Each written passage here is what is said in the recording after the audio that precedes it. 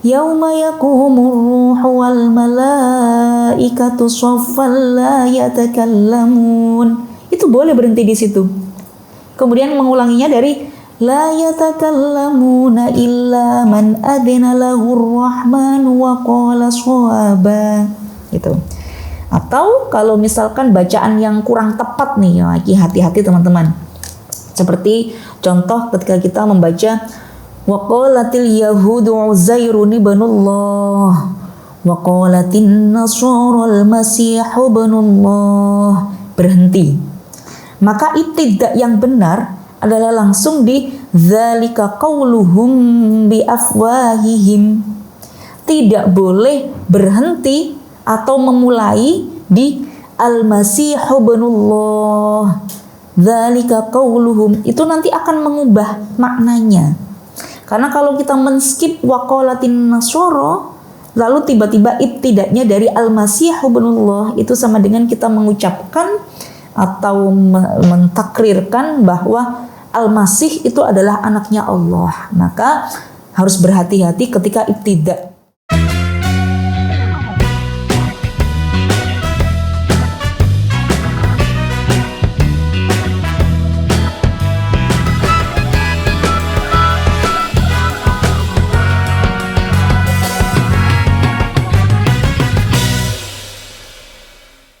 Assalamualaikum warahmatullahi wabarakatuh. Bismillah, alhamdulillah, wassalatu wassalamu ala rasulillah, sayyidina wa maulana wa habibina wa syafi'ina wa qurrati a'yunina Muhammad sallallahu alaihi wasallam wa ala alihi wa ashabihi wa man tabi'ahum bi ihsan ila yaumiddin. Rabbi shrah li sadri wa yassir li amri wahlul 'uqdatam min lisani yafqahu qawli, amma ba'du.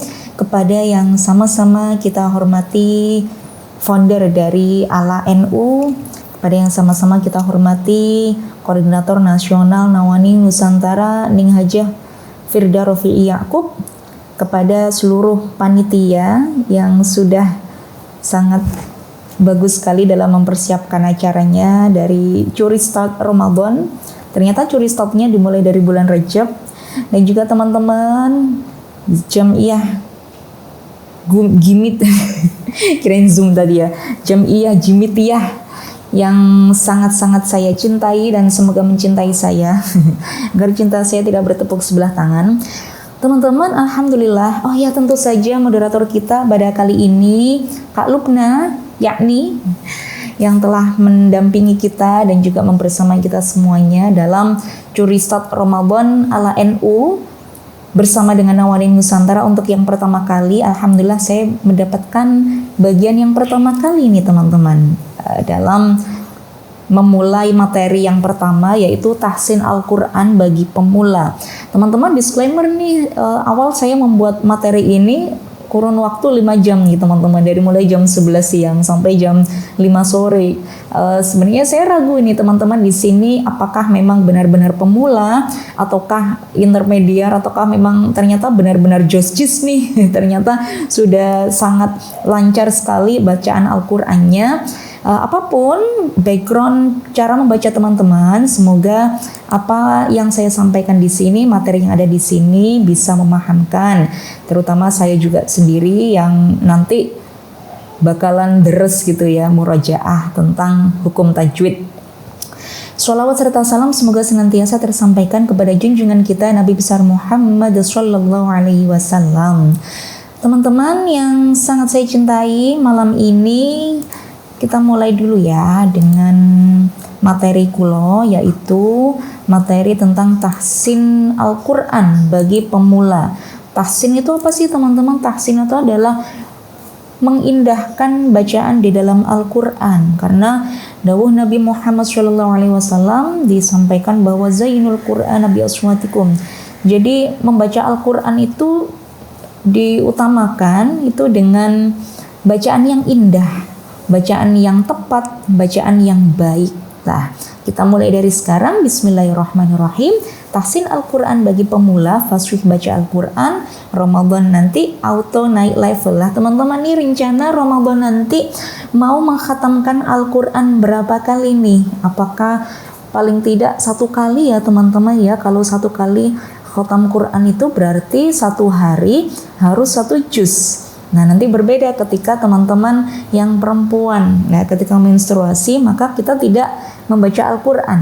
Nah, itu bisa disiasati dengan 1 hari nanti bisa membaca 2 juz begitu teman-teman. Jadi 15 hari bisa sudah khatam bacaan Al-Quran sebelum kedatangan tamu bulanan. Oke, next. Ya, yang pertama niat membaca Al-Quran. Sebenarnya tidak ada teman-teman lafal khusus bagaimana sih niat membaca Al-Quran, itu tidak ada ya. Jadi tidak ada yang namanya nawaitu qiraat Al-Quran, itu tidak ada. Tetapi sebagaimana ketika kita mau membaca doa-doa yang lain, seperti kita mau makan itu kan ada doanya, mau tidur ada doanya. Lah kalau membaca Al-Quran itu tidak ada doanya secara lafalnya. Tetapi perlu kita ketahui bahwa ketika membaca Al-Quran kita harus meluruskan niat kita terlebih dahulu nih. Apa nih niatnya? Apakah mau untuk live TikTok nih baca Al-Quran atau mau apa nih lah? Ini harus kita luruskan teman-teman, bahwa niat kita di dalam membaca Al-Quran adalah untuk melestarikan kalam ilahi dan juga mendekatkan diri kita kepada Allah. Jadi ini harus benar-benar ditata nih niatnya. Kalau bukan kita nih umat muslim yang membaca Al-Quran, siapa lagi? Maka itu yang utama, bahwa niat kita adalah untuk membaca Al-Quran, untuk melestarikan kalam ilahi.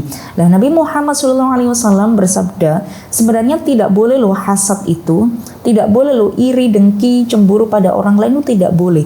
Tetapi Nabi Muhammad dawuh, justru boleh loh hasad atau dengki kepada 2 orang. Yang pertama adalah dengki kepada orang yang diberikan Al-Quran, diberikan anugerah, diberikan waktu untuk bisa membaca Al-Quran. Wah teman-teman, kita itu kalau bisa membaca Al-Quran itu ternyata bukan karena waktu kita, bukan karena kita yang punya kesempatan dari diri kita, tidak. Ternyata orang yang membaca Al-Quran itu adalah gift dari Allah, anugerah dari Allah. Orang yang tidak diberikan anugerah oleh Allah agar bisa dekat dengan kalam ilahi, maka dia akan jauh. Makanya teman-teman, kalau semakin lama semakin malas membaca Al-Quran, wah kita perlu mendekatkan diri terlebih dahulu nih. Kita harus PDKT nih sama Allah. Kira-kira kenapa ya kok tiba-tiba aku malas? Wah ini tanda bahwa wah jangan-jangan Allah ini tidak berkenan terhadapku karena aku tidak memprioritaskan Allah. Lah maka cara kita harus tetap mendekati Allah, PDKT dengan Allah dengan membaca Al-Quran. Ambil Quran itu, buka dan kemudian baca. Ini yang pertama kali niat kita adalah untuk melestarikan kalam ilahi dan juga mendekatkan diri kepada Allah. Lalu yang kedua nih teman-teman, adab di dalam membaca Al-Quran.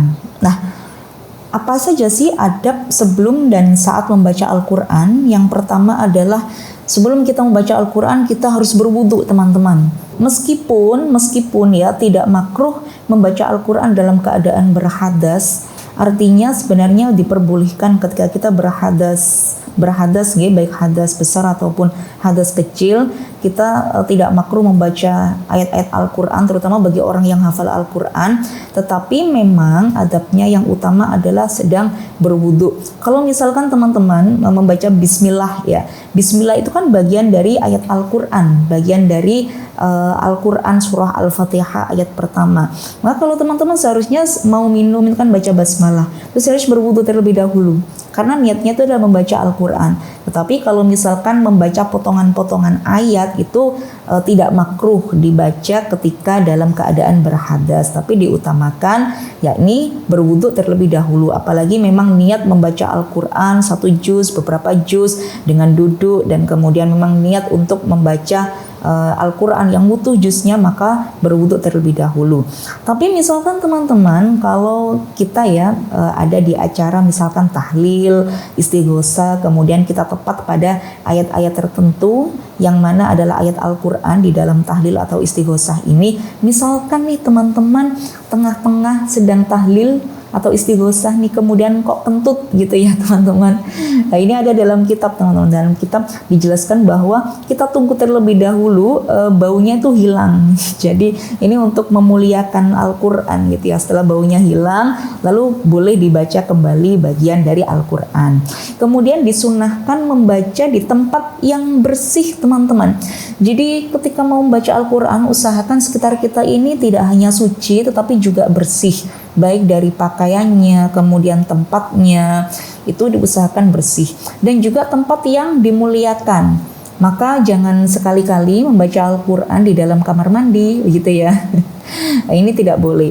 Lalu kemudian menghadap kiblat. Nah, usahakan menghadap kiblat dengan khusyuk, tenang dan juga merunduk. Kalau bisa menggunakan siwak ya teman-teman. Siwak ini kalau misalkan kita mengikuti sunnah Nabi ketika kita bersiwak, itu maka kita mendapatkan pahala dari bersiwak, dan ini tidak bisa digantikan dengan menggosok gigi dan lain sebagainya. Tapi kalau misalkan kita menggosok gigi dalam rangka mengikuti sunnah Nabi Muhammad, maka itu sama pahalanya sebagaimana sedang bersiwak gitu.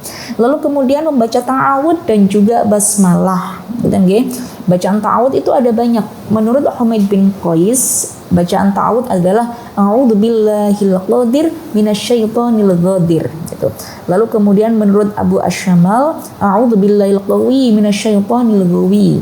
Menurut sebagian ulama, a'udzubillahil azim minasyaitonir rajim. Dan menurut mayoritas ulama, ini yang biasanya lazim kita baca bacaan ta'awud. Bacaan ta'awud adalah bacaan memohon kepada Allah gitu ya, dari godaan syaitan. A'udzubillahi minasyaitonirrajim, ditambahi innahu huwas samiul alim, baru kemudian membaca basmalah bismillahirrahmanirrahim. Next, selanjutnya adalah kesalahan besar di dalam membaca Al-Quran teman-teman. Jadi ada kesalahan besar dan ada kesalahan kecil ketika kita membaca Al-Quran. Kesalahan yang besar ini disebut dengan lahnul jali atau kesalahan yang jelas. Nah, kesalahan dalam membaca ini adalah salah dalam pengucapan lafal sehingga rusak menurut teori bacaan, baik merusak makna ataupun tidak merusak makna. Nah, seperti berubahnya huruf atau harokat. Maka teman-teman harus teliti sekali ketika membaca Al-Quran, baik hurufnya, harokatnya, karena salah harokat saja itu juga fatal. Salah satu huruf saja itu juga fatal akibatnya, apalagi sampai bisa mengubah makna. Nah, ada yang rusaknya atau fatalnya kesalahan ketika membaca Al-Quran adalah bergantinya suatu huruf dengan huruf yang lain atau ibdalu harfin biharfin. Contohnya adalah kita pernah dengar ayat ini ya, la in syakartum la azidannakum. Nah, itu menggunakan shin, la in syakartum. Apabila kamu bersyukur gitu, maka akan aku tambah nikmatmu. Nah, kemudian kalau orang tidak belajar Al-Quran, shinnya itu dibaca dengan sin menjadi la in sakartum. Sinnya kan berbeda, shin kemudian berubah menjadi sin, itu maknanya juga berubah teman-teman. Berubah apabila kamu sedang mabuk, maka akan bertambah nikmatmu. Nah, ini kan fatal sekali kesalahan yang seperti ini. Maka berhati-hati.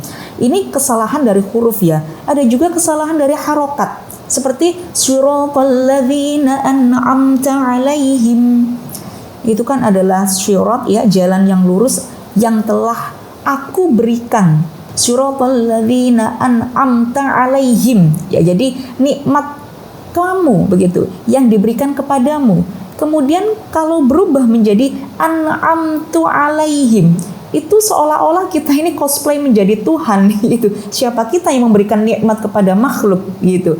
Maka berhati-hati. Suratul ladzina an'amta itu sudah berbeda maknanya, padahal selisihnya adalah harokat fathah dan juga harokat dhammah. Nah, atau yang berubah ziyadah au nuqsanul huruf, bertambah atau berkurangnya huruf.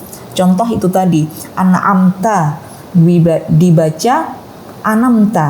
Lah, ainnya dihilangkan. Lah, ini kan berubah maknanya, minus menjadi ain begitu, menjadi apakah kamu tidur begitu. An'amta yang seharusnya nikmat yang aku berikan kepadamu menjadi an'amta, apakah kamu tidur, kan sangat jauh berbeda sekali. Kemudian an'amta kemudian dibaca ada haknya, an'amta itu sudah berubah lagi maknanya lah. Maka kita harus berhati-hati kesalahan yang besar di dalam membaca Al-Quran. Nah, adapun lahnul jali itu tidak harus mengubah makna secara drastis gitu atau merubah makna yang jauh sekali maknanya.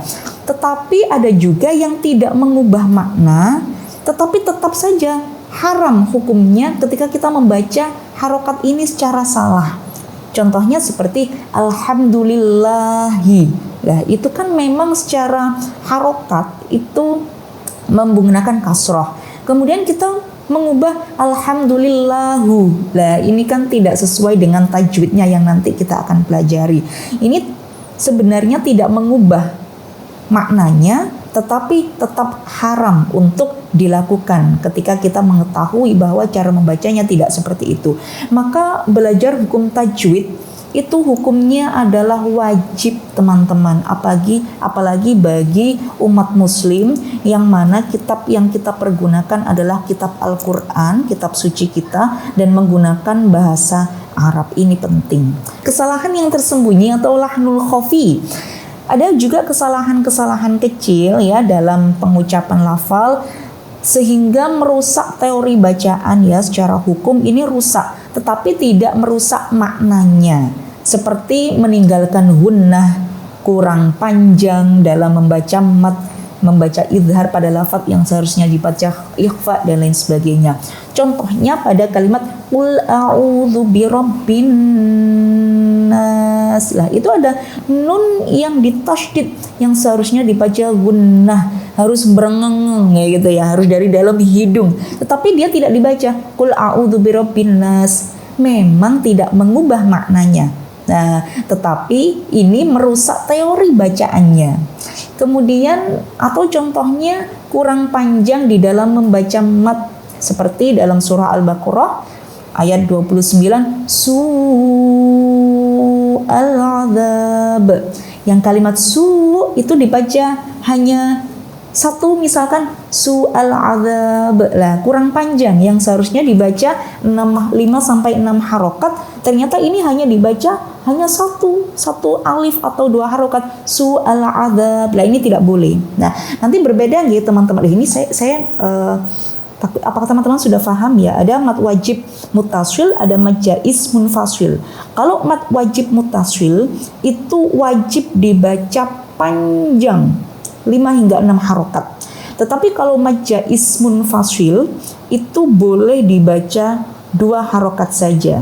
Maka ketika di sini su'al adzab itu adalah mat wajib mutasil yang seharusnya wajibnya dibaca 5 hingga 6 harokat. Tetapi kalau hanya dibaca su'al adzab hanya 1 alif atau 2 harokat, maka ini adalah termasuk lahnul khafi atau kesalahan yang tersembunyi. Begitu teman-teman. Nah, kalau mat jaiz munfasil teman-teman, meskipun kita belum membahasnya ya nanti ya.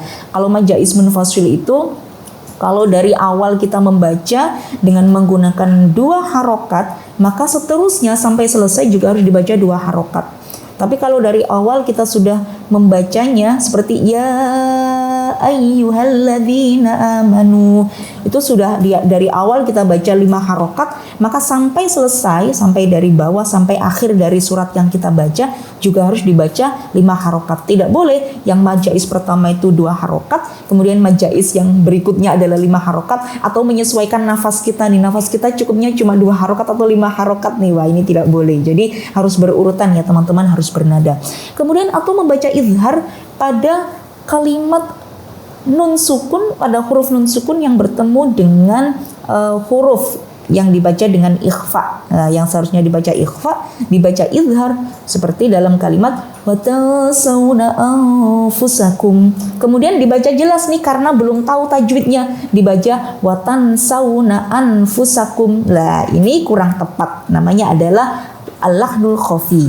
Maka dalam membaca Al-Quran harus terhindar teman-teman dari kesalahan yang baik yang jali maupun yang khafi, ya. Sehingga sesuai dengan perintah Allah yang memerintahkan kita untuk membaca Al-Quran dengan tartil, warattilil Qur'ana tartila. Next. Nah sekarang teman-teman, untuk menguasai ya, kita mulai dari harokat dasar. Harokat itu apa sih teman-teman? Harokat itu yang kita tahu kan fathah, kasroh, dhamma. Nah harokah sendiri itu maknanya adalah gerakan teman-teman. Disusun dari 3 huruf ya, ha, ro, dan juga kaf. Yang kata dasarnya adalah haroka. Jadi sesuatu untuk menggerakkan. Jadi rangkaian huruf dalam suatu kalimat itu bisa dibaca dan memiliki makna jika ada harokatnya. Nah teman-teman, saya punya satu kalimat nih. Kalimat itu kalau dalam bahasa Arab namanya kata ya teman-teman. Saya punya satu kalimat nih. Ada kaf, ada mim, ada ba, ada ain. Teman-teman, kalau tidak ada harokatnya, kita bebas loh mengucapkan bagaimana itu, kita bebas. Kita bisa baca kambing, bisa baca kumbang, bisa baca kembung, bisa baca kambing, kembang, kumbang, bisa banyak sekali kan. Ketika satu kalimat ini atau satu kata di dalam bahasa Arab ini tidak ada harokatnya, maka fungsi dari harokat itu adalah untuk memunculkan bunyi. Apakah dia dibaca A, apakah dia dibaca I, ataukah dia dibaca U, apakah dibaca an, in, un, dan lain sebagainya. Oke, next. Nah, harokat sendiri teman-teman. Makanya kalau teman-teman ada harokah itu kan maknanya pergerakan. Nah, sama dengan harokat di dalam Al-Quran, harokat di dalam bahasa Arab itu yang dicantumkan itu adalah sesuatu untuk menggerakkan kata. Nah, ada 8 tanda harokat teman-teman. Ada fathah, ada kasroh, ada dhammah, ada fathatain. Jadi menyebutnya bukan fathatan ya teman-teman, tapi fathatain, kasrotain, dhammatain atau dhammatain, kemudian tasydid dan juga sukun. Nah, ini kayaknya kita langsung aja ya praktek ya. Minta tolong diklik yang praktek belajar itu, admin, host. Oh, mboten saged. Oke, next mawon. Nggak apa-apa ya. Itu sebenarnya tadi adalah praktek belajar memahami huruf yang diberikan harokat gitu. Kalau nggak bisa nggak apa-apa, di skip aja. Lalu selanjutnya ini kurikulum dari admin ya. Jadi langsung kita diberikan materi huruf qalqalah. Jadi setelah kita mempelajari harokat, kita mempelajari tentang huruf qalqalah nih. Huruf qalqalah nih ada berapa sih? Ada 5 teman-teman. Qaf, po, ba, jim, dal gitu ya. Jim, pengucapan jim gitu ya. Kayak kita lagi nge-gym gitu, jim. Jajan, jerawat gitu. Jim, bukan jim gitu, tapi jim. Qaf, po, ba, jim, dal. Disingkat menjadi qaf, bu, jadin. Nah, next. Ini adalah huruf qalqalah. Qalqalah itu sendiri apa sih? Qalqalah adalah bacaan pada huruf-huruf qalqalah dengan bunyi seakan-akan memantul. Jadi ketika kita mengucapkan qaf, kemudian ba, jim, dal, dan po, kemudian disukun, itu nanti jadinya memantul teman-teman. Lah, qalqalah itu ada 2. Yang pertama adalah qalqalah sughra. Qalqalah sughra adalah yang terjadi pada huruf-huruf qalqalah yang memiliki harokat sukun atau mati. Jadi qaf yang disukun, ba yang disukun, po yang disukun, jim yang disukun, dal yang disukun, tetapi posisinya berada di tengah-tengah kata. Sedangkan qalqalah yang kubro terjadi apabila ada huruf qalqalah qad bujadin yang disukun, kemudian tidak asli nih, tetapi dia dibaca sukun karena ada wakof di ending kalimat di akhir. Nah itu contohnya bagaimana contoh realnya. Next, ini kalau teman-teman sering ini ada YouTuber itu yang menggunakan qalqalah, semuanya tuh diqalqalahkan gitu ya. Jadi contoh qalqalah sughra diwakafkan di tengah kata, ya tidak gitu juga teman-teman ya. Yang qalqalah sughra nih contohnya, ya ini kan dia di tengah nih, di tengah kalimat ya. Sekali lagi kalau saya bilang kalimat itu maknanya kata ya teman-teman ya. Kalau kita belajar nahwu, shorof itu kan kita tidak asing dengan, atau belajar tajwid itu tidak asing dengan kalimat. Nah, jadi yang dimaksud dengan kalimat itu bukan subjek, predikat, objek, buatan, tetapi satu kata itu namanya kalimat. Nah, inna syani'aka huwal abtar. Jadi abtar. Jadi ada qalqalahnya, ada pantulannya Nah, tetapi berbeda teman-teman cara membaca qalqalah ini ya. Ada beberapa ulama itu yang cara membaca qalqalahnya itu tidak dipantulkan ya, tetapi dengan irama ada e-nya. Contohnya seperti ini. Qul huwallahu ahad. Jadi bukan ahad tapi ahad gitu. Ada juga yang membaca qalqalah ini yang tidak dipantulkan sama sekali tapi dia tetap gitu. Contohnya qul huwallahu ahad. Jadi begitu. Tapi qiraah kita yang biasa kita pakai itu dipantulkan. Jadi ada nya begitu. Jadi ada mengki gitu ya. Abtar gitu. Kemudian di contoh huruf yang po, ya nuhu bitpo. Lah, kemudian cara pengucapan qalqalah ya. Kalau qaf maka kita kembalikan seolah-olah kita mengucapkan huruf qaf seperti ko, li, ku, baku. Nah, ketika bak bukan bak tapi baku. Sama dengan po, li, tu, bapo.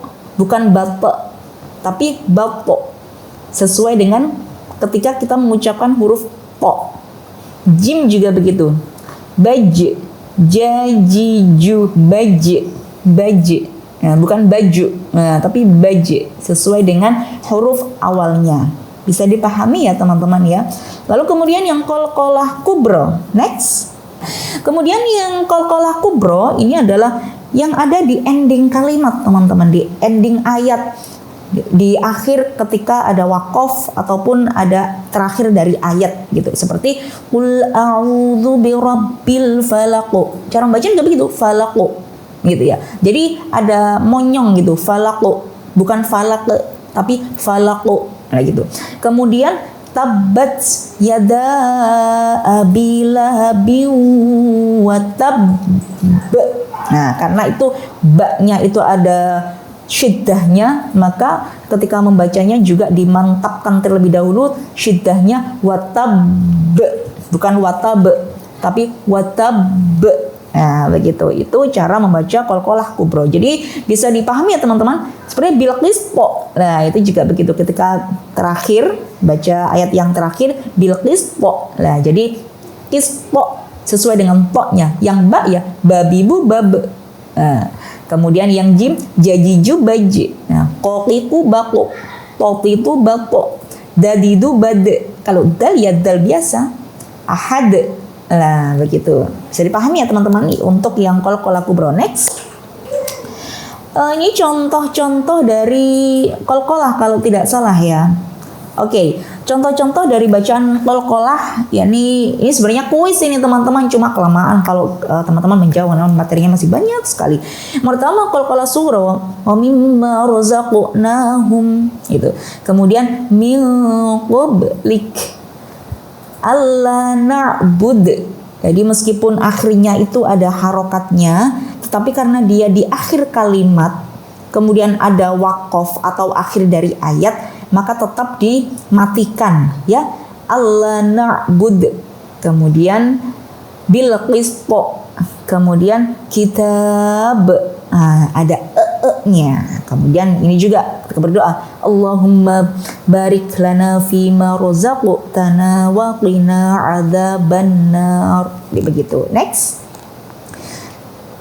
Meskipun doa juga kita kalau bisa membaca itu teman-teman dibaca sesuai dengan tajwidnya gitu.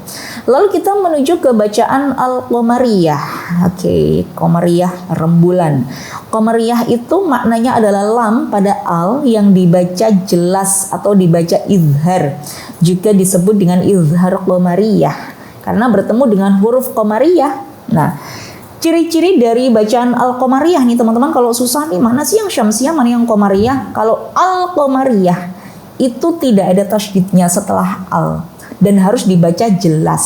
Nah, al yang menjadi bacaan al-Qamariyah ini ketika bertemu dengan huruf alif, ba, jim, ha, kho, ain, ghain, fa, lof, kam, mim, kaf, mim, waw, ha, ya.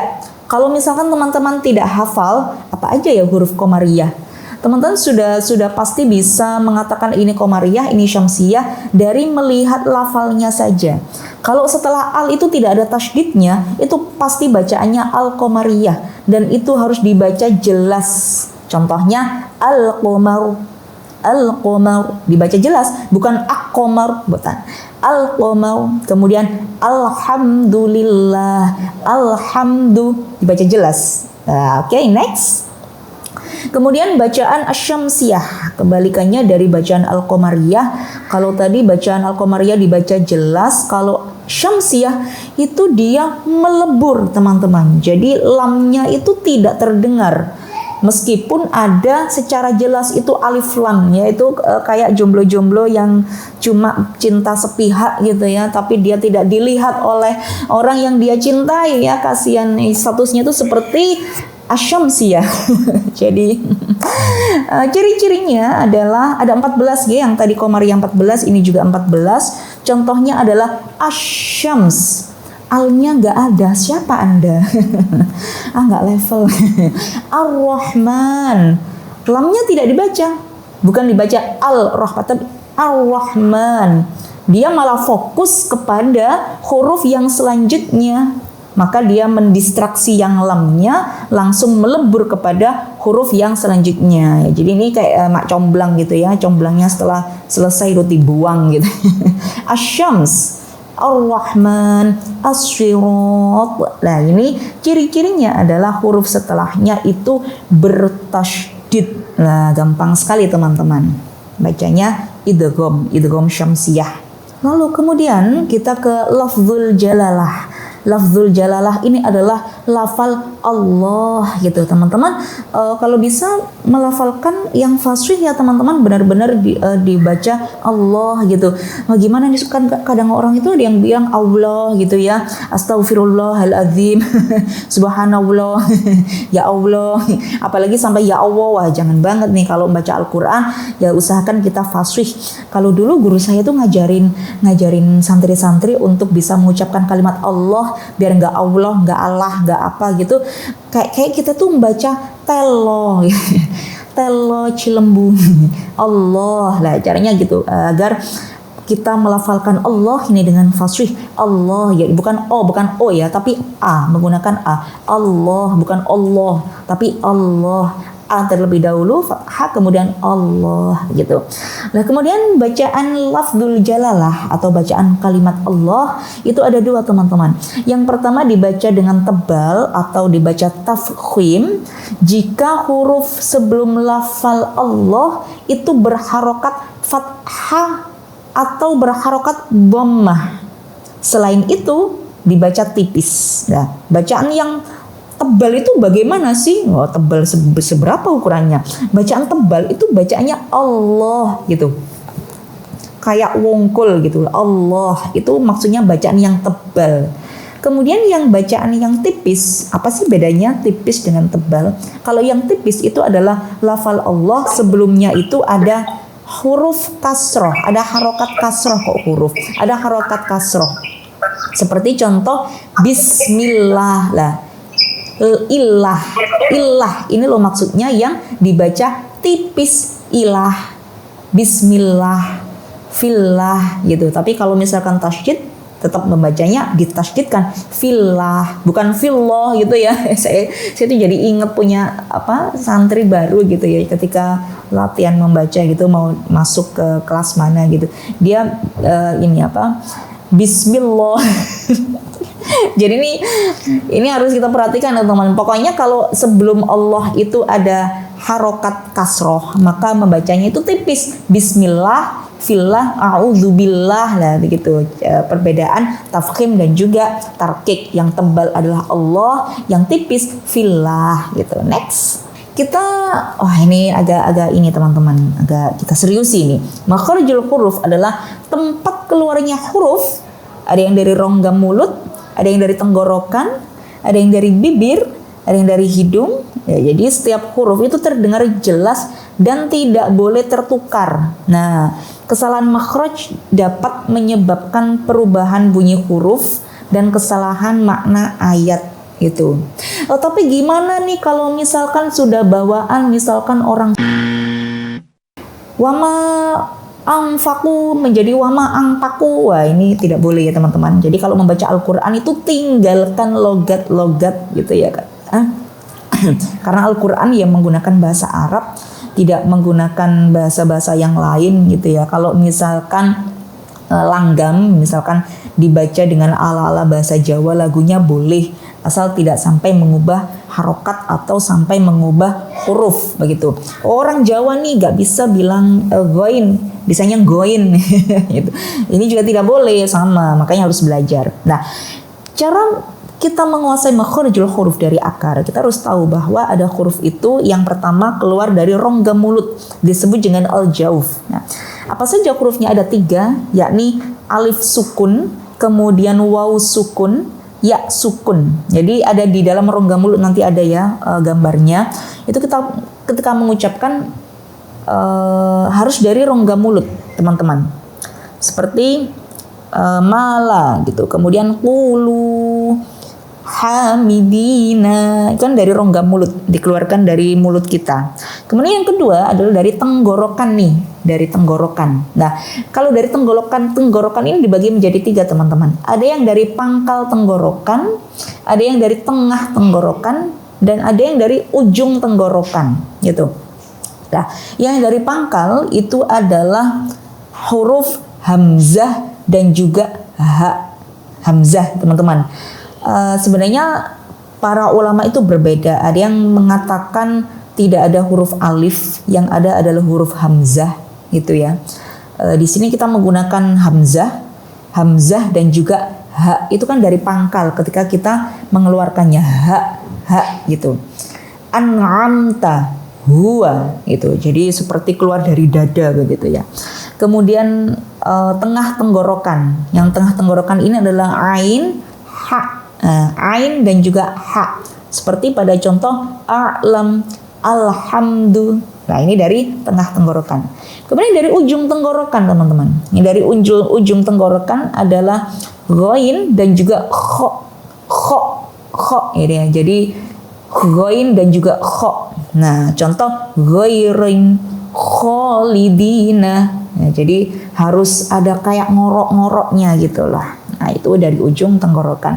Kemudian yang ketiga adalah al-lisan. Jadi mengeluarkan huruf itu dari lidah. Ini juga dibagi menjadi 3. Yang dari pangkal lidah itu adalah huruf qaf dan juga kaf. Wah, ini gimana saya mencontohkan? Nanti aja sama gambarnya ya. Seperti kul, kemudian kafirina. Kul, kafirina, itu kan kerasa, teman-teman ya. Kemudian yang tengah lidah itu ada jim, shin, seperti saya sampaikan ya, pelafalan jim itu bukan jim. Aku tuku jajan, teng dot, salah. Aku tuku jajan, gitu, jim, gitu ya. Kayak orang cantik gitu ya, jim, insyaallah. Kemudian shin tafashi, meluas gitu ya. Jadi tengah lidah, nah, kemudian ya. Nah, contohnya ja'ala asyams. Nah, kemudian ujung lidah. Nah, yang ujung lidah ini ada pada huruf dal, lam, nun, dan juga ta, gitu. Contohnya adalah poriq, poriq, na'budu, ar-rahman, nah, Allah, nah, dan lain sebagainya. Kemudian al-khayshum, ya, jadi dari rongga hidung. Jadi kayak berasa bindeng. Nah, itu dari rongga hidung.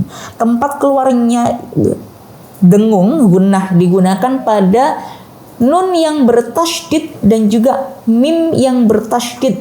Inna, amma, summa. Nah, itu kan kita ngerasa banget ya, hidung kita kayak orang pilek gitu.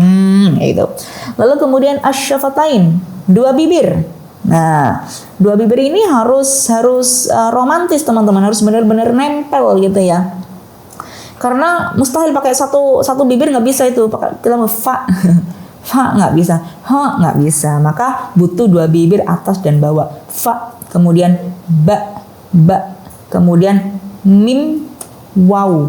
Nah, contohnya fatahna bismi maliki wadduha, wawnya wadduha. Oke, itu namanya asyafatain. Next, ini mungkin lebih jelasnya nanti dengan bibir gambar. Nah, di sini teman-teman ya, ada al-khayshum tadi yang dari rongga hidung. Ya, di sini ada gambarnya yang dari hidung itu nun tasydid dan juga mim tasydid. Kemudian yang al-jauf ya, itu ada 3 tadi. Alif mat, waw mat, ya mat ya, artinya alif yang dibaca panjang, waw yang dibaca panjang, ya yang dibaca panjang. Kemudian al-halq tadi yang dari tenggorokan ya, ghain, kha, ain, ha, hamzah, ha. Nah, itu kerasa banget. Kemudian yang al-lisan ada ro, nun, to, dal, ta, bo, dal, ta, bo, bot, lam, ya, shin, jim ya. Kemudian ada kaf dan juga qaf. Itu yang keluar dari lisan. Yang asyafatain atau asyafatan, ba dan juga mim. Nah, ada fa dan waw ghairu mat, waw yang tidak panjang. Karena waw yang panjang itu jatahnya al-jauf, teman-teman. Jadi bisa dipahami ya dari gambar-gambar ini. Next. Kemudian hati-hati teman-teman, ada sifat-sifat huruf itu yang sering sekali tertukar. Seperti alhamdu. Banyak yang mengucapkan alhamdu gitu ya, alhamdu. Padahal yang ha itu berbeda dengan cara mengeluarkan ketika ha ya, dari tenggorokan yang ha, alhamdu gitu. Kemudian sin dan juga shin itu sering banget tertukar. Kalau shin itu berdesis ya, tafashi. Kalau sin itu tidak mendesis, tetapi siul. Nah, sin beda dengan shin. Ini yang sering ketukar. Asyamsi. Atau di surat apa itu? Yauma yakunun nasu kal farashil mabthus. Wah, ini rawan tertukar. Ada sin, ada shin, ada tha, dan lain sebagainya. Kemudian toriq. Nah, itu to itu dibaca tebal. Terkadang tertukar dengan ta, torik gitu kan. Kadang bacanya cuma torik ya, kan seperti ta ya, harusnya to, torik. To-nya dibaca tebal, torik. Kadang kurang mantep, kurang tebal dibaca torik. Nah, torik naik haji gitu, beda ya. Kemudian kul. Nah, qafnya itu yang lebih dalam. Qaf, qaqiqu baq. Nah, itu terkadang kita mengucapkan jangan cuma kul kullum min indillah gitu. Kul pakai qaf, kullum min indillah. Jadi ketika kita mendengarkan orang membaca Al-Qur'an, itu kalau kita sampai bisa seperti bisa mereteli ya, baik. Seperti kita bisa menaksir, oh ini huruf ini, huruf ini, huruf ini. Lah itu sudah dikatakan bahwa bacaan yang kita ucapkan itu bacaan yang jelas. Ada salah satu syekh itu beliau tuli, teman-teman. Ada salah satu syekh yang hufat, beliau memiliki pesantren tahfidz ya di Timur Tengah.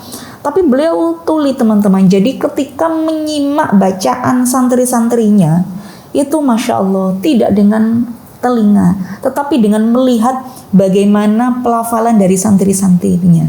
Maka selain kita mempelajari ilmu tajwid, kita juga harus mempelajari ilmu fashohah dan mempelajari sifatul huruf. Jadi ada yang namanya itbaq, ada yang namanya iftitah, kemudian ada yang namanya as-saud dan lain sebagainya. Itu harus dipelajari karena ya itu tadi syekh yang tidak bisa mendengar itu tadi bisa menilai bacaan kita ini, setoran kita ini salah atau benar itu dari mulut kita, teman-teman.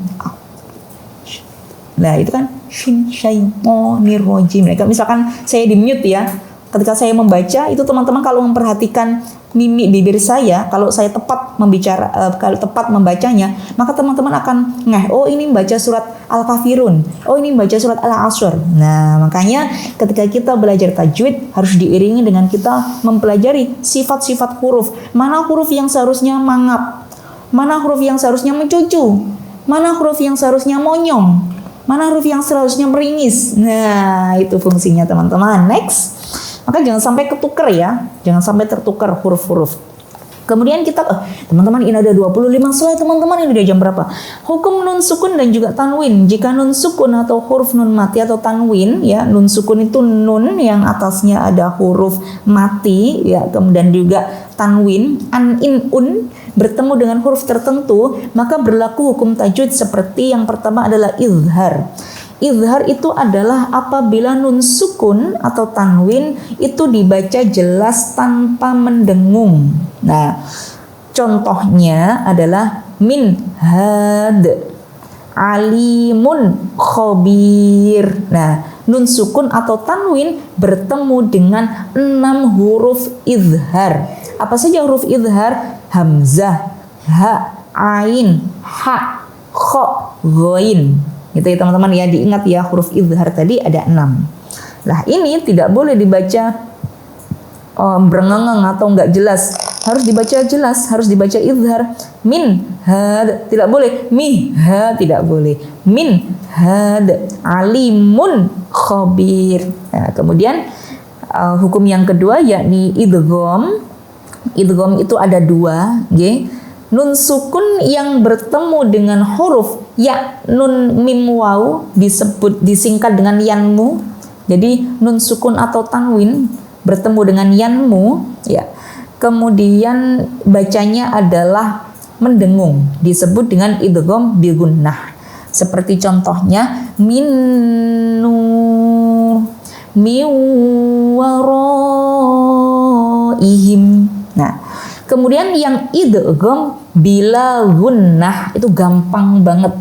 Bila gunnah itu apabila nun sukun atau tanwin bertemu dengan lam ro. Bila gunnah, lam ro. Nah, gitu yang bila gunnah.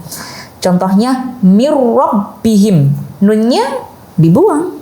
Nah, kayak tadi yang tidak dinotis oleh pasangan oleh idolanya ya. Jadi di skip nunnya, malah hilang, malah tidak dianggap gitu ya. Kekasih yang tidak dianggap, idgham bila gunnah ini. Jadi mir rabbihim. Ya, jadi nunnya dibuang, langsung melebur ke huruf ro-nya. Kemudian ghafurur rahim, langsung melebur juga ke ro-nya. Lalu kemudian yang ketiga yaitu iqlab. Iqlab adalah nun sukun atau tanwin yang berubah menjadi bunyi mim. Wah, ini ternyata nun sukun atau tanwin yang berubah yang bertemu dengan huruf ba itu bisa mengubah huruf asalnya. Nah, contohnya cirinya itu adalah ada tanda kecil mim.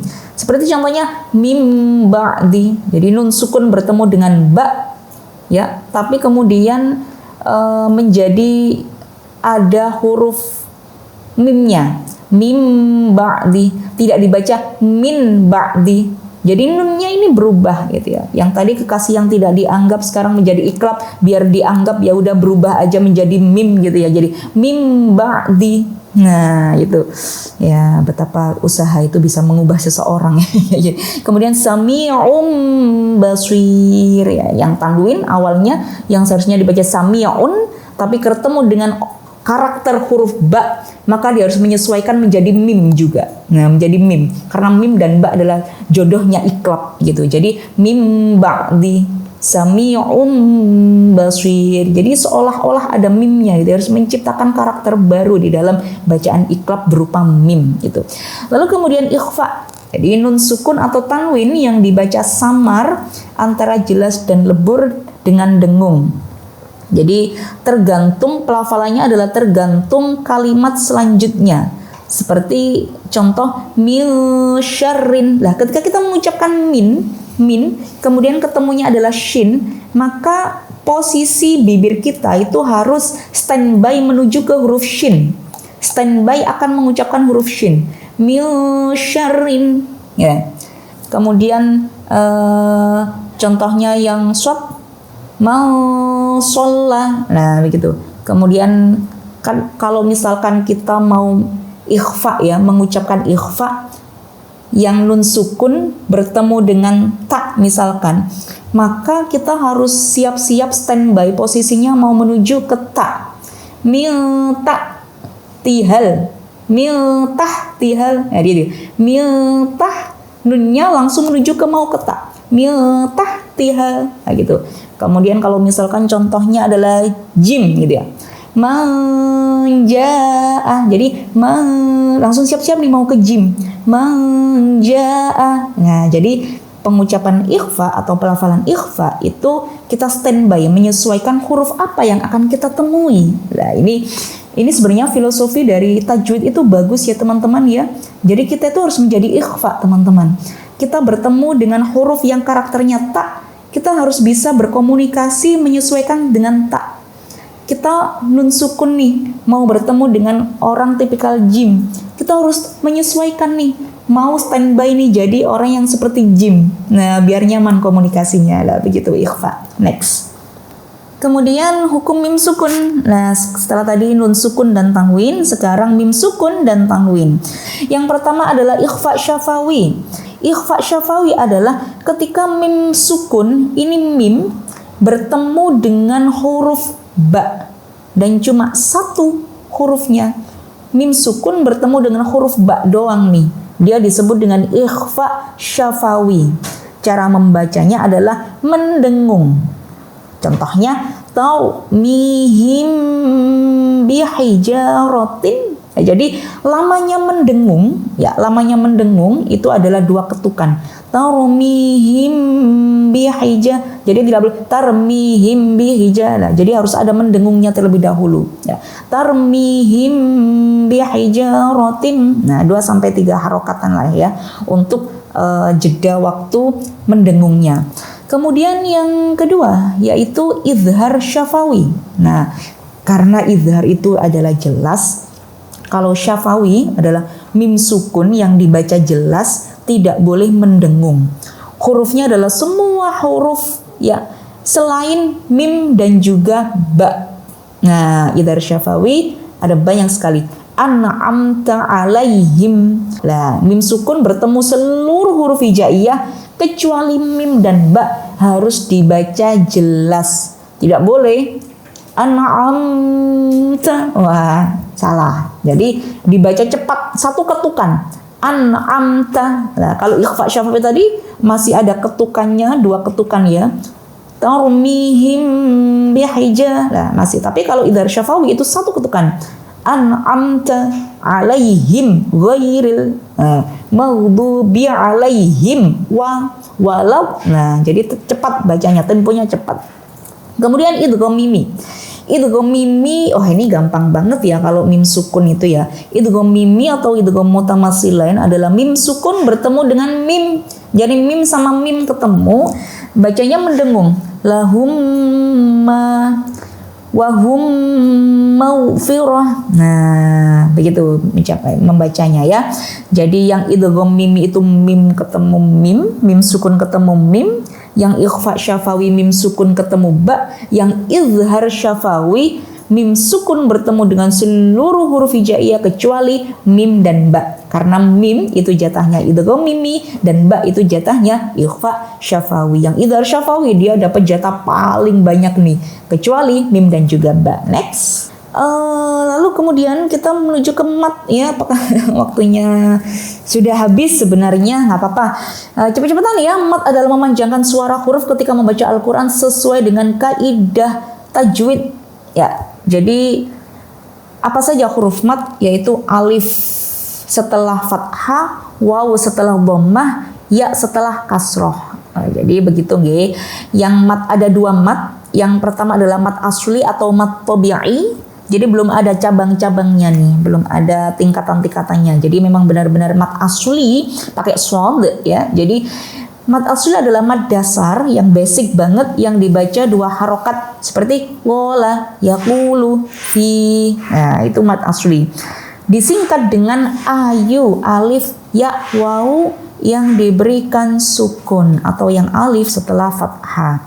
Kemudian mad far'i yang kedua nih adalah mad yang punya turunan nih, tapi untuk singkatnya, untuk pemula tahsin untuk pemula, yang dikatakan mad far'i adalah mad yang lebih panjang dari 2 harokat gitu. Kalau mad tabi'i itu hanya ada 2 harokat, 2 ketukan, tapi kalau mad far'i itu lebih dari 2 harokat.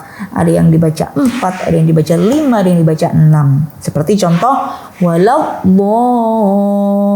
bolin. Kemudian as-sama.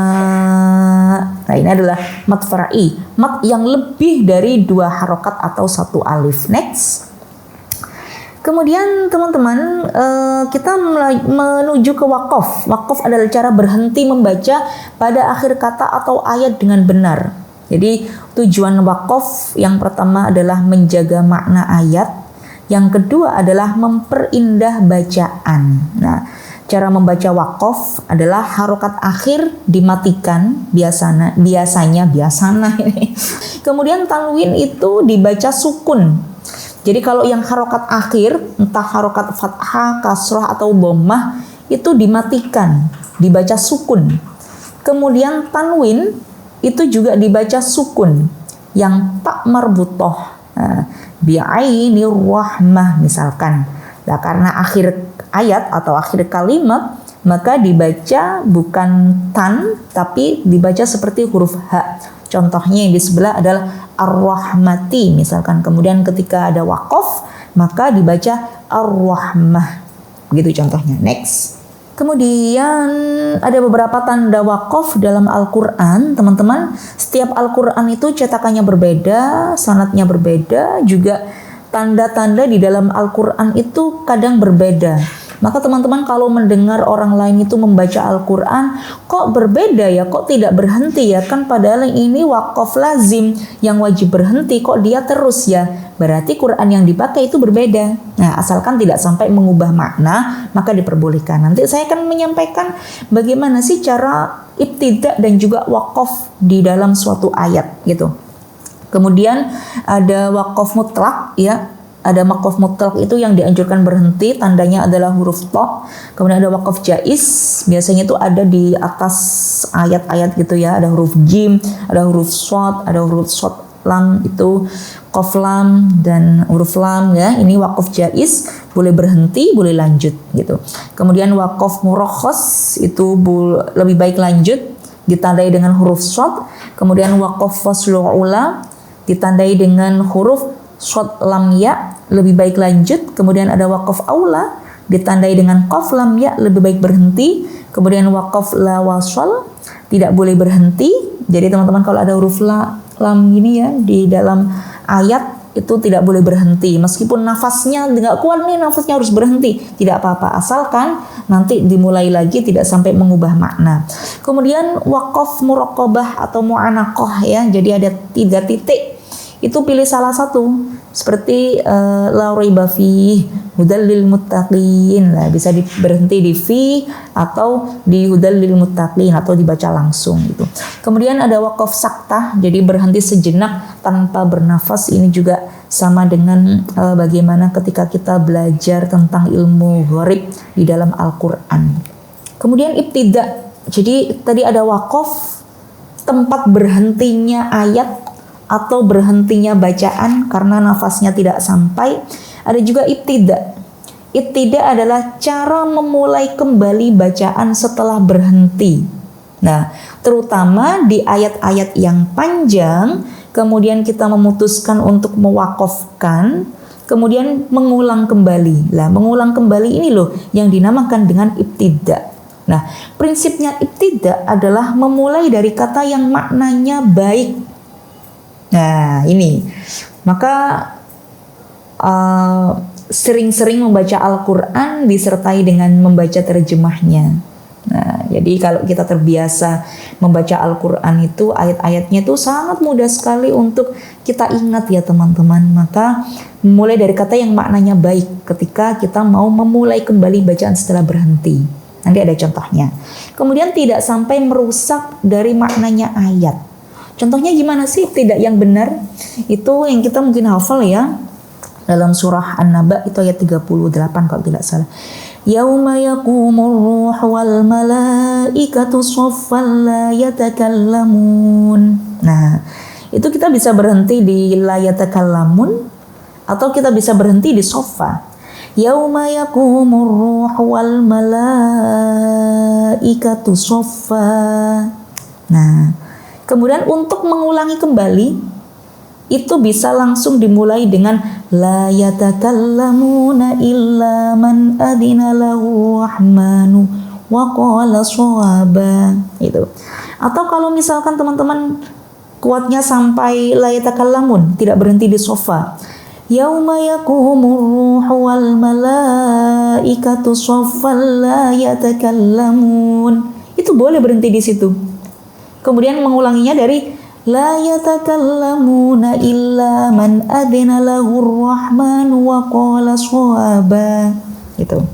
Atau kalau misalkan bacaan yang kurang tepat nih, ya, hati-hati teman-teman. Seperti contoh ketika kita membaca wa qalatil yahudu Uzairun ibnullah wa qalatin nasara al-masih ibnullah. Berhenti. Maka ibtidak yang benar adalah langsung di dzalika qauluhum bi afwahihim. Tidak boleh berhenti atau memulai di al-masih ibnullah. Dzalika qauluhum itu nanti akan mengubah maknanya. Karena kalau kita men-skip waqalatin nasara lalu tiba-tiba ibtidaknya dari al-masih ibnullah, itu sama dengan kita mengucapkan atau mentakrirkan bahwa Al-Masih itu adalah anaknya Allah. Maka harus berhati-hati ketika ibtidak. Adanya wakaf itu kita sangat-sangat terbantu teman-teman ketika kita membaca Al-Quran. Kalau kita tidak paham maknanya bagaimana, kemudian kita mulai dari mana yang tidak sampai mengubah arti, maka teman-teman cukup menghafalkan huruf-huruf yang menjadi tanda wakaf yang seperti pada halaman sebelumnya tadi ya, slide sebelumnya. Jadi mana yang harusnya berhenti, mana yang harusnya dilanjutkan, mana yang wajib berhenti, mana yang boleh lanjut, mana yang nggak boleh lanjut. Itu bagi teman-teman yang tidak memahami makna atau jarang sekali membaca terjemahannya Al-Quran, itu tidak sampai kita ini tersesat membaca Al-Quran dengan mengubah maknanya, padahal kita tidak punya tujuan sama sekali untuk mengubah makna. Pada tadinya hukumnya tetap berdosa meskipun kita ini tidak tahu. Makanya mempelajari ilmu tajwid itu hukumnya wajib teman-teman. Jadi tidak hanya bagaimana mempelajari Al-Quran panjang pendeknya, hukum tajwid apalagi fashohah itu juga dibutuhkan. Jadi begitu gitu teman-teman, contoh ibtidak yang kurang tepat. Waqalatil yahudu Uzairun ibnullah. Berhenti boleh. Mengulangi dari mana? Mengulangi langsung dari waqalatin nasara. Harus disertakan itu orang-orang Nasrani yang mengucapkan Al-Masih anak Allah. Kan tidak sampai memutus makna, memutus ayat dan tidak sampai mengubah makna atau meyakini makna yang di dalam Al-Quran itu. Jadi di situ dikatakan ya orang-orang Yahudi mengatakan bahwa Uzair adalah anak Allah. Orang-orang Nasrani mengatakan bahwa Al-Masih itu adalah anak Allah. Nah itu. Maka kita tidak boleh ibtidak atau memulai kembali bacaan setelah berhenti di ayat yang maknanya kurang tepat ketika kita membacanya gitu. Oke, terima kasih teman-teman. Alhamdulillahirobbilalamin. Sebenarnya tadi mau ada praktek gitu yang dibaca oleh teman-teman semuanya yang ada di sini, cuma tadi tidak bisa nggih. Sebenarnya saya tuh kepingin setelah ini itu ada sesi tashih Al-Fatihah teman-teman. Jadi Fatihahnya itu bersanad. Saya dulu belajar Fatihah itu dari guru saya, tidak langsung lulus Jadi butuh waktu beberapa bulan untuk lolos membaca Al-Fatihah. Nanti mungkin bisa saya komunikasikan dengan pihak admin ala NU, nggih. Teman-teman bisa nggak mengirim voice note, ya, mengirim voice note bacaan Al-Fatihahnya gitu teman-teman. Nanti biar entah dimasukkan ke drive atau apa ngoten. Jadi ada sanad, oh ini perlu diperbaiki. Saya biasanya begitu di pesantren juga begitu, sebelum mempelajari Al-Quran, mempelajari alif ba ta, yang paling utama diajarkan adalah Al-Fatihah. Berhubung ini juga bulan Rajab teman-teman, bulan dimana terdapat peristiwa Isra Mi'raj dan termasuk peristiwa turunnya perintah sholat 5 waktu. Kemudian di dalam perintah sholat 5 waktu itu ada rukun sholat, rukun qauli yang berupa surah Al-Fatihah, yang mana Al-Fatihah yang dibaca ketika kita dalam keadaan sholat itu adalah posisi kita bonding, berkomunikasi secara langsung kepada Allah. Dan Fatihah di luar sholat itu tidak menjadi komunikasi langsung dengan Allah. Jadi khusus di dalam Fatihah yang dibaca di dalam sholat itulah yang menjadi hubungan kita langsung kepada Allah. Jadi ada bonding dari Allah, apa yang kita minta kepada Allah itu didengarkan. Bahkan Allah sampai berfirman, Al-Fatihah, antara aku dan hambaku ketika membaca surah Al-Fatihah itu sudah tidak ada jarak lagi.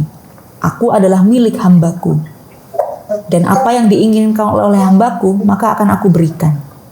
Maka pentingnya kita memperbaiki bacaan surah Al-Fatihah, apalagi di dalam rukun qauli surah Al-Fatihah itu. Kalau kita mempelajari fikih sholat itu sampai ada tasydid yang harus dijelaskan dibaca ketika baca. Ini ada berapa ini ya? 102 ya? Wah, ini nggak mungkin kalau baca satu-satu ya. Gimana nanti enaknya lah, gampang lah nanti. Itu nanti saya kepingin teman-teman bacaan Al-Fatihahnya itu sudah bisa dikatakan benar begitu, sesuai dengan tajwid, panjang pendeknya begitu teman-teman. Oke, tapi yang pesan kula nggih, ketika sholat Al-Fatihahnya itu menjadi komunikasi tunggal kita dengan Allah tanpa perantara siapapun gitu. Jadi kayak kita curhat langsung sama Allah itu ya ketika kita membaca Fatihah dalam sholat. Bayangkan Fatihah dibaca, kalau kita sholat subuh 2 rakaat bacanya 2 kali, sehari 17 kali kita membaca surat Al-Fatihah, berarti kita 17 kali curhat sama Allah gitu. Maka sayang sekali kalau Fatihahnya tidak disempurnakan. Maka yuk kita bareng-bareng nanti mempelajari Al-Fatihah nggih. Dan bisa, kalau misalkan teman-teman punya guru terdekat, minta ditasrihkan guru ngajinya, minta tolong ditasrihkan bacaan Fatihah saya apakah sudah benar gitu. Karena itu sayang sekali kalau Fatihahnya tidak pas ketika kita sholat. Wah, itu kesempatan yang luar biasa itu dari Allah. Mana ada ya? Mana ada? Coba kita merenung ya. Mana ada sih yang mau nemuin kita 5 kali dan kita curhatin sehari 17 kali kalau bukan Allah? Siapa? Gak ada. Manusia pun akan jenuh. Hanya kepada Allah tempat kita bercurhat, tempat kita bercerita, tempat kita berkeluh kesah melalui surah Al-Fatihah. Apalagi ini di bulan Rajab, bulan Isra Mi'raj, bulan yang mana sholat ini menjadi kewajiban utama bagi manusia. Begitu ya teman-teman. Oke, terima kasih. Mungkin itu dari kula. Lanjut ke pertanyaan atau tanya jawab, silakan, monggo. Kalau saya bisa menjawab, langsung saya jawab. Kalau saya belum bisa menjawab, mungkin saya hold terlebih dahulu untuk saya cari jawabannya atau bertanya kepada yang lebih alim. Gitu teman-teman. Ilahuna wallahu a'lam bishawab. Assalamualaikum warahmatullahi wabarakatuh. Waalaikumsalam warahmatullahi wabarakatuh. Masya Allah sekali nih dengan sangat-sangat telaten penyampaiannya agar kita semua bisa paham. Masya Allah sekali. Langsung saja, ini ada pertanyaan dari Kak Adina Rahmatullah.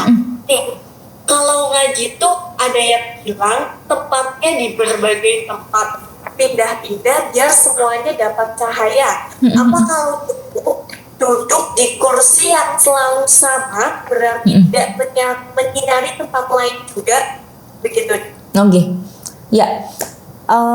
Di dalam sebuah hadis dikatakan bahwa sinarilah rumahmu itu dengan bacaan Al-Quran, terutama kalau kepingin rumah kita itu tidak suwung, rumah kita tidak tampak menakutkan, rumah kita tidak seperti rumah hantu atau rumah yang horor. Kan ada ya, rumah itu ini bukan perkara luasnya rumah, bukan perkara bagusnya interior yang ada di dalam rumah, bukan tentang itu, tapi vibes ketika kita masuk ke rumah tersebut. Dan rumah orang muslim yang sering dibacakan Al-Quran itu auranya berbeda. Auranya penuh dengan cahaya, apalagi ketika dibacakan surah Al-Baqarah.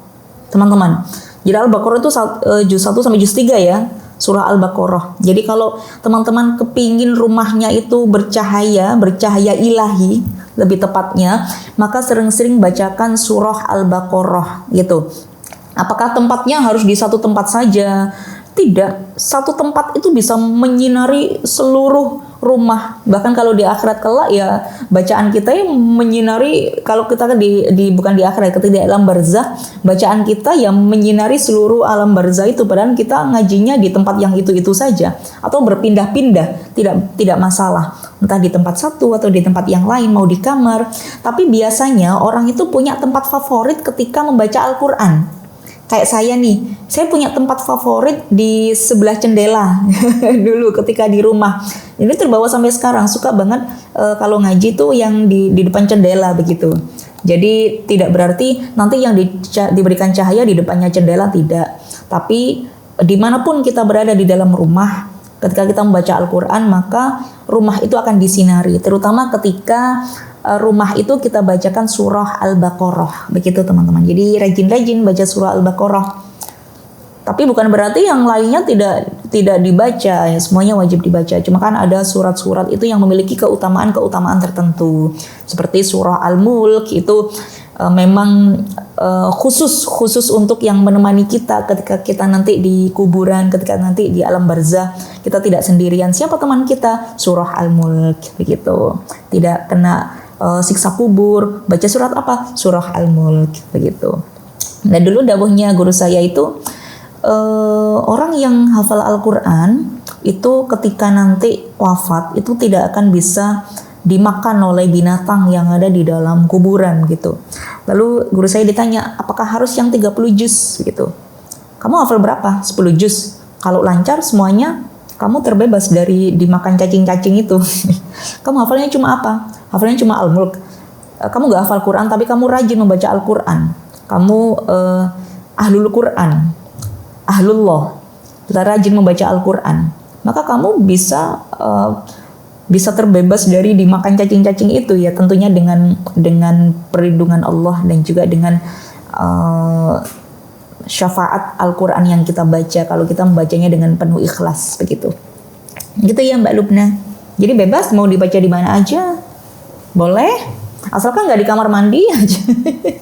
Saya dulu punya teman, jadi teman tahfidz ya, jadi beliau menghafalkan Al-Quran gitu. Saking kepingin lancarnya, jadi itu masak sambil Bismillahirrahmanirrahim nazi'ati gharqa wan nasyitati nashta, sama goreng, sama cuci piring gitu ya. Enaknya kalau orang hafal Quran kan gitu ya, bisa melakukan aktivitas apapun sambil nyuci piring, sambil menghafalkan Al-Quran gitu, sambil membaca gitu, dulang anak gitu ya, sambil baca surah Yasin kalau misalkan yang hafal gitu. Hafal berapapun gitu. Tapi kemudian di kamar mandi itu saking terbiasanya lisannya itu untuk membaca Al-Quran. Jadi di kamar mandi itu abasa wa tawalla, jebur anja aul amal. Itu sama Pak Kiai saya, jedeng kamar mandi gitu. Jadi harus tetap bisa menempatkan. Tapi kalau misalnya cuci piring nggak apa-apa, nggak apa-apa. Yang penting bukan tempat-tempat yang itu tadi, yang dimana kita tidak memakai baju, tidak memakai jilbab gitu.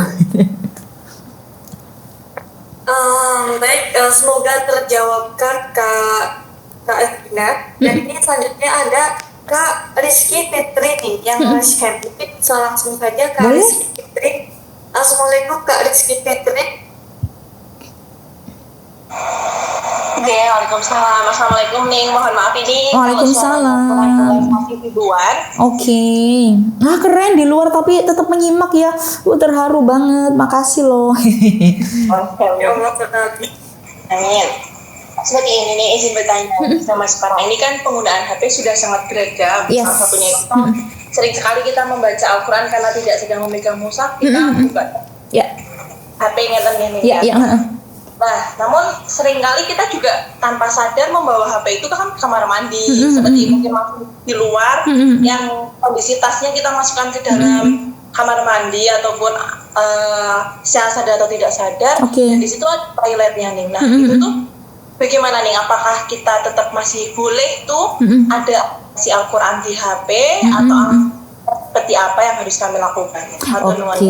Oke, terima kasih Mbak Rizky. Mari kita bahas terlebih dahulu, bukan membahas tentang aplikasi HP, tapi membahas tentang bagaimana sih hukumnya menyentuh Al-Quran, mushaf, yang dalam keadaan kita berhadas. Di dalam Al-Quran itu ada suatu ayat, la yamassuhu illal mutahharun, gitu. Itu artinya adalah tidak diperbolehkan memegang itu rujuknya kepada Al-Quran, la yamassuhu ay Al-Quran illal mutahharun, kecuali al-mutahharun adalah orang yang sudah bersuci, gitu. Jadi hukumnya menjadi pertama, orang yang tidak dalam keadaan bersuci itu haram untuk memegang mushaf, gitu, yang fisik. Nah, tapi ada ulama yang mengatakan bahwa kalau yang terjemahan bagaimana? Terjemahan itu pun masih dalam khilaf ulama. Ada yang mengatakan terjemahan itu komposisi antara ayat dan juga terjemahnya masih sama. Maka tidak diperbolehkan menyentuh meskipun itu terjemahan. Yang diperbolehkan adalah menyentuh Al-Quran tafsir. Ada Sofatul Tafsir, ada Sofatul Bayan, ada Quran-Quran tafsir yang komponen tulisan Indonesianya itu lebih banyak daripada Arabnya. Maka itu baru diperbolehkan. Tapi ada juga ulama yang mengatakan boleh kok membawa Al-Quran terjemah, asalkan tidak menyentuh langsung ayatnya. Jadi yang disentuh adalah terjemahannya, gitu. Tapi kemudian ada yang memaknai la yamassuhu illal mutahharun. Al-mutahharun itu dimaknai sebagai orang, bukan orang-orang, tetapi yang disucikan. Siapa yang disucikan? Maknanya adalah malaikat. La yamassuhu tidak menyentuh Al-Quran. Al-Quran yang ada di Lauhul Mahfuz maknanya illal mutahharun, kecuali para malaikat. Maka orang-orang yang mengambil tafsir seperti ini, maka dia bisa menyentuh Al-Quran meskipun tidak tafsir, meskipun tidak terjemah, dan hanya ada ayat-ayatnya saja. Ini boleh. Nah, ada dua pendapat ya, seperti tadi. Yang pertama, al-mutahharun dimaknai orang yang bersuci, artinya tidak boleh menyentuh kecuali berwudhu terlebih dahulu atau suci dari hadas. Kemudian yang kedua dimaknai berarti boleh orang yang tidak punya wudhu itu menyentuh Al-Quran, bahkan Al-Quran yang tidak terjemah dan juga tidak ada tafsirnya. Karena yang dimaksud yang suci itu bukan manusia tetapi malaikat. Maka kalau teman-teman lihat ada orang kok baca Al-Quran sih padahal dia dalam keadaan haid, gitu, kok dia tetap pegang Al-Quran, dimasukkan ke tas gitu, wahamlu, dan juga membawa Al-Quran, tidak hanya dipegang, tidak ada menyentuh, masun, tapi juga hamlun, membawa di dalam tas atau dibawa ditutup kemudian dibawa atau dimasukkan dalam tas, itu diperbolehkan menurut pendapat yang menyatakan bahwa al-mutahharun adalah malaikat. Lalu kemudian kalau HP tersendiri itu bagaimana? HP itu ketika kita membuka aplikasi Al-Quran itu statusnya sama dengan mushaf, gitu ya. Jadi mushaf itu adalah lembaran-lembaran ayat atau ayat yang ada ujung-ujungnya begitu, yang ada ayat-ayatnya. Kalau dulu mushaf itu kan dari pelepah kurma, kemudian dari batu, kemudian dari beberapa perangkat yang digunakan untuk menulis Al-Quran itu disebut dengan mushaf, tidak harus Al-Quran fisik. Maka kita tarik tafsirannya, maka handphone Itu ketika terbuka aplikasinya, aplikasi Al-Quran itu disamakan dengan mushaf, maka hukumnya pun disamakan dengan hukum mushaf. Yang kalau kita menggunakan ilal mutahharun, yang dimaknai dengan orang-orang yang boleh memegangnya adalah yang bersuci terlebih dahulu, maka kita tidak boleh membuka Al-Quran dalam keadaan di dalam HP, aplikasi Al-Quran, dan kita membacanya di dalam HP itu dalam keadaan kita tidak suci. Maka kita berwudu terlebih dahulu, kemudian dibuka aplikasi Al-Qur'annya.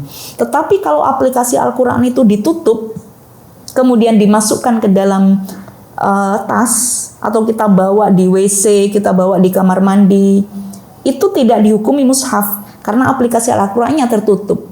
Maka boleh download aplikasi Al-Qur'an yang ada di HP, meskipun kita bawa kemana-mana, itu bukan berarti nanti di mana ada Al-Qur'annya di dalam HP itu, tidak begitu ya. Kalau begitu ya orang-orang yang hafal Al-Qur'an ya nggak boleh dong ke kamar mandi, kan di otaknya itu ada Al-Qur'annya gitu ya.